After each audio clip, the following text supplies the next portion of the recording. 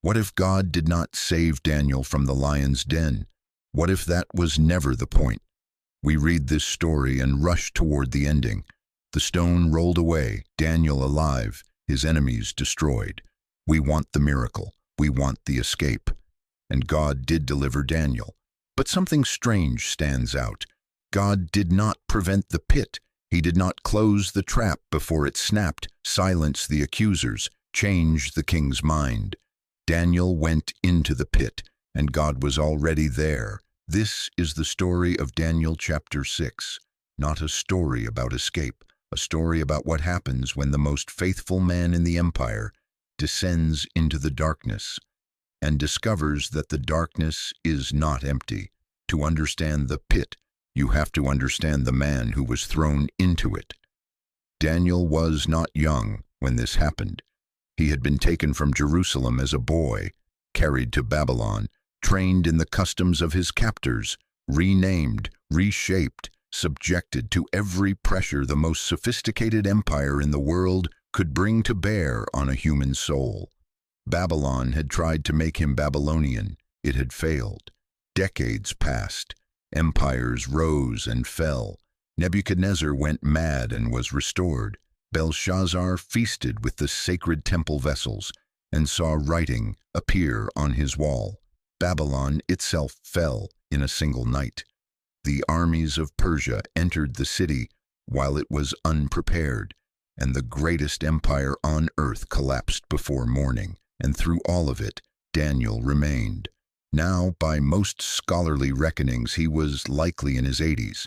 A new king sat on the throne, Darius the Mede, a new empire, a new language, new laws, new gods, and Daniel, the exile who had outlasted everything, was appointed one of 3 governors over the entire kingdom.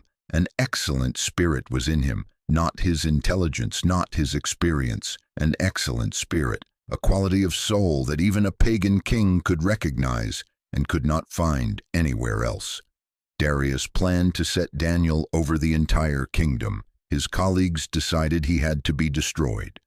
They investigated everything, his finances, his decisions, looking for corruption, favoritism, the smallest hint of dishonesty. They found nothing. No ground for complaint or any fault, because he was faithful, and no error or fault was found in him. The only way to destroy him was through his faithfulness to God.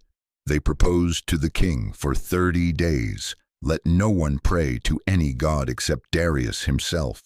Anyone who violated the decree would be thrown to the lions. They claimed all officials had agreed, though Daniel had not been consulted. Darius, flattered, signed the document. The trap had one door, and Daniel walked through it with his eyes open. When Daniel knew that the document had been signed, he went to his house, where he had windows in his upper chamber open toward Jerusalem. He got down on his knees 3 times a day and prayed and gave thanks before his God, as he had done previously. As he had done previously. This is the sentence that changes everything. Daniel did not pray to make a statement or defy the king. He prayed because he had always prayed.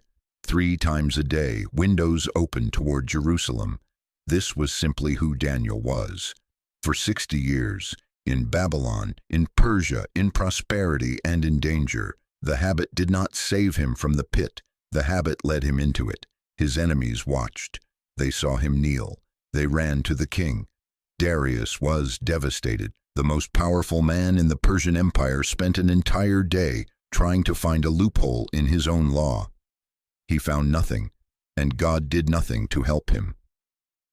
Then Daniel was brought and cast into the den of lions. Darius spoke to Daniel as he was being lowered into the darkness. May your God, whom you serve continually, deliver you. A pagan king, unable to save the man he trusted most, speaking a prayer he barely knew how to pray. The stone was rolled over the mouth of the den. Daniel disappeared into the dark. God had not prevented it. We do not know what Daniel experienced in that pit. Scripture does not tell us what he prayed, what he felt, whether fear gripped him when he heard the first growl, whether he could see anything at all in the darkness beneath the stone. But we know what Scripture says happened. My God sent his angel and shut the lions' mouths, and they have not harmed me. Not before the pit, in the pit. The angel was not waiting at the entrance.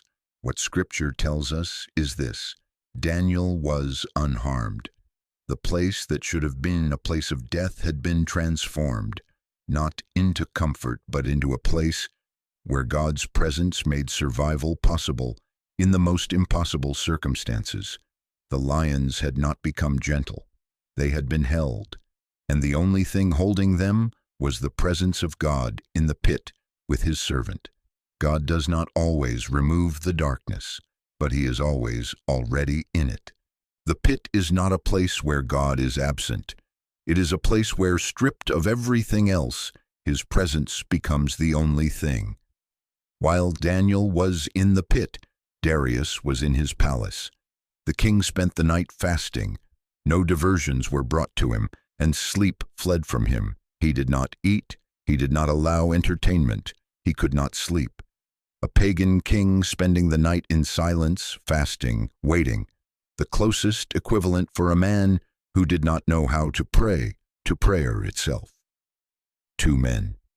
1 night. The king in all his power, unable to eat, unable to rest, tormented. The servant in the darkness, unharmed.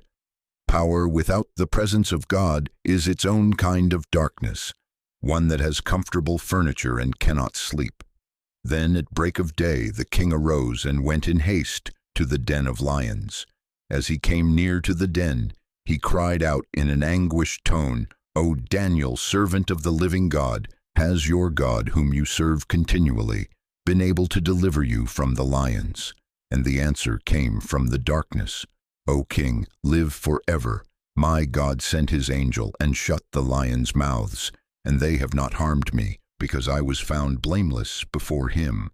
And also before you, O king, I have done no harm, alive, unharmed." And notice what Daniel said first: not "I survived," but "my God sent his angel." Before his own vindication, Daniel named the one who had been with him in the pit. He had not been alone down there. He had known it, and now the whole empire would know it. So Daniel was taken up out of the den, and no kind of harm was found on him, because he had trusted in his God. Not because he was clever or brave or politically connected, because he trusted. That night in the pit produced a decree sent to every nation, every language, every people in the Persian Empire. I make a decree that in all my royal dominion people are to tremble and fear before the God of Daniel, for he is the living God, enduring forever. His kingdom shall never be destroyed, and his dominion shall be to the end. He delivers and rescues. He works signs and wonders in heaven and on earth. He who has saved Daniel from the power of the lions. A pagan king declaring the sovereignty of the God of Israel to every corner of the known world, not because of a great battle, but because one old man trusted God in the dark, and the dark could not touch him. The pit was the sermon. Daniel's survival was the text, and an entire empire heard it.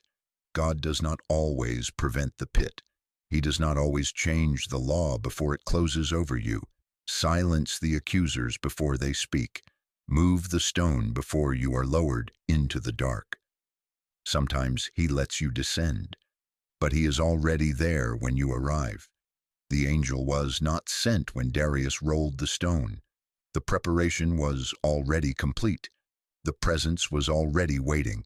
God had not abandoned Daniel to the dark. He had gone ahead of him into it. Perhaps you know what it is to be in a pit right now, a situation that closed around you before you could stop it, a loss that cannot be undone, a season of darkness that God did not prevent, though you prayed that he would. Hear this: the same God who was in the pit with Daniel is in yours. He did not prevent it. That is the part that is hard to say and harder to accept. But he is present in it, and his presence in the pit is not a consolation prize for a miracle that didn't come. It is the miracle. It is the thing that held the lions' mouths closed, that kept Daniel breathing through the night, that made the king run to the pit at dawn with a trembling question on his lips. Daniel did not escape the darkness. He encountered God in it, and he walked out unharmed, not because the danger was not real, but because the presence of God in the darkness is more real than either. There is one more thing this story insists on. Daniel's survival in the pit did not begin in the pit. It began 60 years earlier in the daily habit of a young man who opened his window toward Jerusalem and got on his knees 3 times a day, regardless of what empire he was serving in, as he had done previously. The trust that held him through the night was not manufactured in the dark. It was built slowly in 10,000 ordinary moments of faithfulness when nothing was at stake.